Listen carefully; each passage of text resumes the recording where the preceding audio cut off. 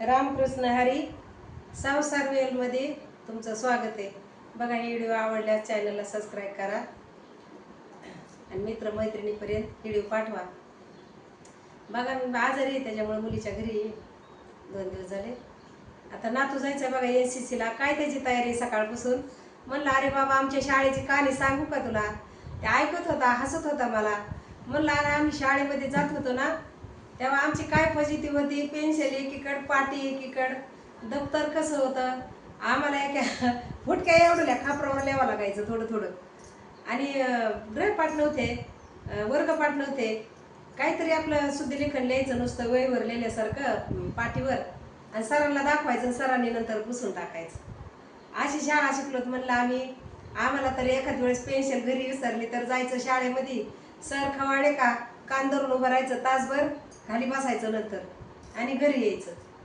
वायरच्या थोड्या पिशव्या असायच्या, त्या पिशवीमध्ये आमचं सामान ठेवलं जायचं. आणि त्यात सामान ठेवलं आठवड्याचा बाजार असायचा आमच्या गावाला. ते बाजार दिवशी पिशवी पाहिजे असली, पहिली संक्रांत आमच्या दप्तरावर यायची. ती पिशवी घ्यायची आणि आमच्या आईने चुलतीने त्यांनी काय करायचं, आमचं दप्तर कुठंतरी नेऊन मध्येच ओतून द्यायचं आणि लगेच ह्यांना, म्हणजे शिक्षणाची किंमत त्यांना नव्हती. आपण काही म्हणलं की त्या म्हणायच्या, अगं का तुम्ही मास्तरनी होणार आहेत का बाई, म्हणायच्या बाजार आणायचं ना घरी खायला. म्हणजे असली आमची परिस्थिती होती शाळेची. बघा आता किती थाटे शाळेचा. नातू जायचं तर सकाळपासून आम्ही 2-3 माणसं कामाला लागलो. त्याचे सॉक्स बघ, त्याचे बूट बघ, त्याचं काही सामान बघ, असं बघून त्याची भरून उद्या सकाळी 7 वाजता जायचं आहे. त्याची तयारी 3 लोक करतात. बघा आता किती शाळा पुढे गेली. असं तर आमच्या काळात काहीच नव्हतं. तरी पण बघा, थोडं का व्हायला थोडं थोडं डोक्यात ज्ञान आहे. थोडं काही बोलायचं, म्हणायचं, लिहायचं, असं जरा बरं वाटतं शाळेचं. बघा, आता आळंदीहून यात्रा पंढरपूरला चालली. आळंदीची काय कहाणी होती तुम्हाला तर माहिती. तुकाराम महाराजाचे कसं आहे. आळंदीमध्ये देऊमध्ये ठेवलं नाही त्यांना, बहीण भावंडाला. त्यांना भिक्षा मधुकरी मागायला लावली. पुढं पाठीवर मांडे भाजून खायला लावले लोकांनी. आज त्याच तुकाराम महाराजाला माऊली, आपल्यासारख्या सामान्य माणसाला लोक माऊली म्हणतात, त्या नावाने बोलतात. म्हणजे बघा, त्यांचं महत्व कधी कळालं आपल्याला. 700 वर्ष होऊन गेलं. त्यावेळेस त्यांचं महत्व आपल्याला कळालं की ते महाराज कसे होते आणि त्यांचे हाल कसे होते.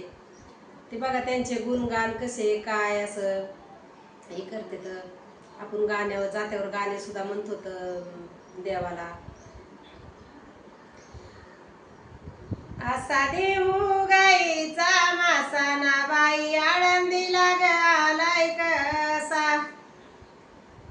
तुकारामाना महाराजाचा ना माझ्या साधूचा नेम तसा.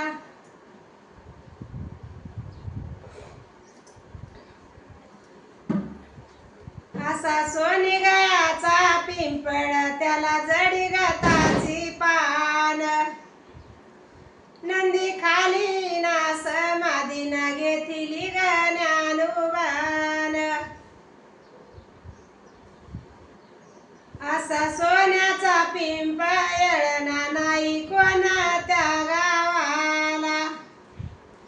असा आळंदी वताना ना मुक्ताबाई तुमच्या भावाला.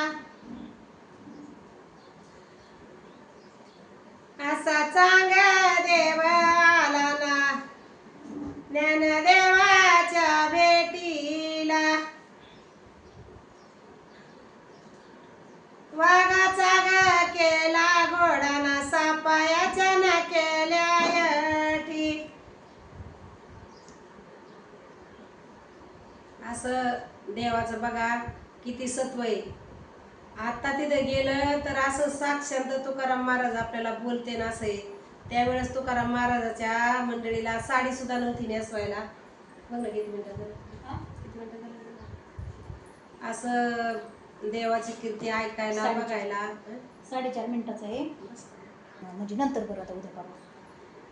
तुकाराम महाराजाच्या मंडळीला साडी नव्हती घालायला. 2 येड्या वाकड्या साड्या होत्या. तर तुकाराम महाराजांनी दान केली. एक साडी दुसऱ्याला नेसायला दिली. ती ज्यावेळेस हाका मारायला की अहो महाराज माझी साडी काय झाली, तर ते म्हणले अगं येडे, ती दुसरी अडचण आलती की बाईला ना साडी नव्हती. देऊन टाकली म्हणली. ती म्हणायची वेळ लागला या तुक्याला, म्हणायची कपडे ठेवायला घरामध्ये इतकी वैतागून गेली होती. पण खरंच मावली होती ती सुद्धा. कितीतरी बघा व्हिडिओमध्ये तुमचं स्वागत आहे सगळ्याचं. बरं